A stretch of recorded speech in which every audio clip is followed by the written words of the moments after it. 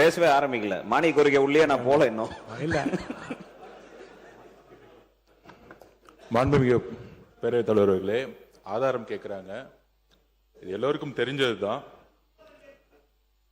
மது விலக்கு கொள்கைங்கிறது எங்களுடைய கொள்கை. போதையில்லா தமிழகம் எங்களுடைய கொள்கை.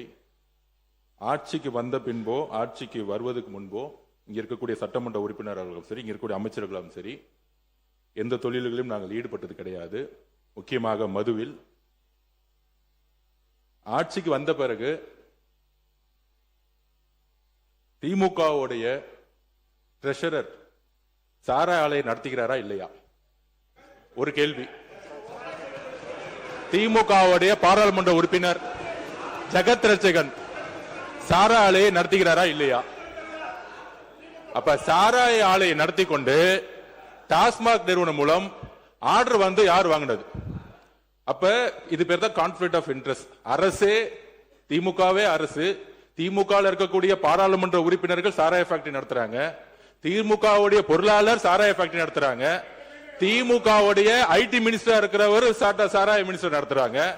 இதுக்கு மேல என்ன ஆதாரம் வேணும்? பேசுங்க. ஒரே ஒரு நிமிஷம். மாண்புமிகு உறுப்பினர் லாட்டரிங்கிறாங்க. திரு உதயநிதி அவர்கள் சொல்லணும், ஏன் 900 கோடி ரூபாய் லாட்டரி நிறுவனம் வாங்கினாங்க திமுக? பதில் சொல்லட்டும். பதில் சொல்லுங்க. தைரியம் இருந்தா லாட்டரி நிறுவனம் 900 கோடி ரூபாய் திரு மு.க. ஸ்டாலின் அவர்கள் ஏன் வாங்கினார்கள்? தைரியம் இருந்தா சொல்லுங்க. அப்ப சொல்லுங்க. நான் எந்த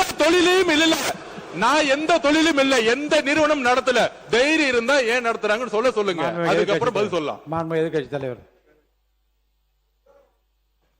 மாண்புமிகு பேரவைத் தலைவர் அவர்களே, நம்முடைய அமைச்சர் அவர்கள் திமுக ஏன் லாட்டரி நடத்துகின்ற நிறுவனத்திடம் என்று ஃபண்ட் வாங்கினாங்க அப்படின்னு கேட்குறாரு. அது கொடுத்தது அவருடைய மாமனார் தான். அவருடைய மாமனார்கிட்ட கேட்டு அந்த விளக்கத்தை அவர் பெற்றுக்கொள்ள வேண்டும். அது அவரும் உங்க அப்பாவுக்கு மட்டும்தான் தெரியும். உங்க அப்பா கிட்ட தான் கேட்கணும். எனக்கு தெரியாது. அப்பாவை இங்க காணோம். வீட்டுக்கு போய் உங்க அப்பாட்ட கேளுங்க.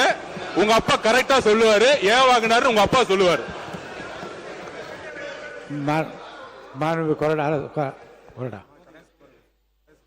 நீ பேசணுமா?